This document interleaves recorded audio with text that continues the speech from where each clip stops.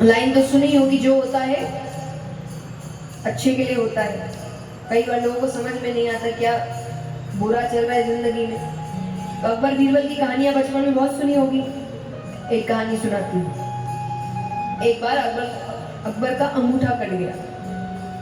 बीच सभा में खून निकल रहा है, राजा है, सब पागल हो गए, आगे पीछे घूम रहे, वैद्य बुलाया गया, औषधियां मंगाई गई, राजा खुद पागल हो गए। कि बीरबल पीछे खड़े थे। उन्होंने कहा, महाराज कोई बात नहीं, जो होता है अच्छे के लिए।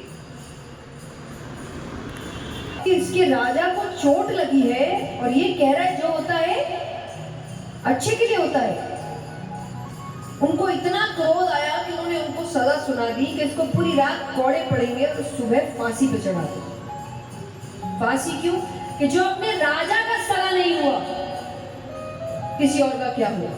जो उसकी रक्षा करता है, जो उसका ध्यान रख रहा है, उसके परिवार का, घर का ध्यान नहीं है, उसी का सगा नहीं हुआ। दुनिया में और किसी का क्या होगा? तो फांसी पर चढ़ा दे। ठीक है, ले गए उनको पकड़कर। अब यहाँ पर कुछ समय बाद राजा कहे कि शिकार खेलने चलते हैं।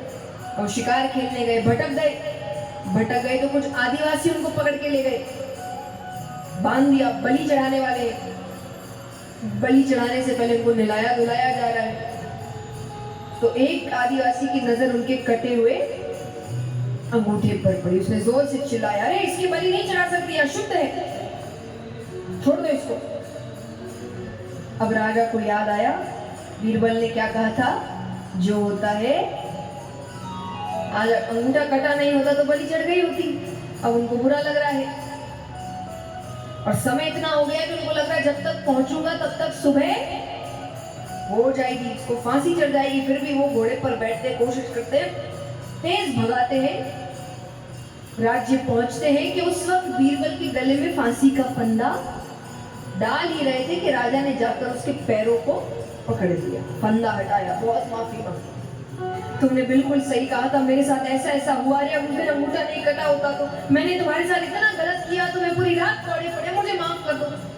बीरबल ने कहा, महाराज कोई बात नहीं, जो होता है। महाराज कह जाइए पागल है। अब ये, अरे तुम्हें पूरी रात कोड़े पड़े हैं, मैं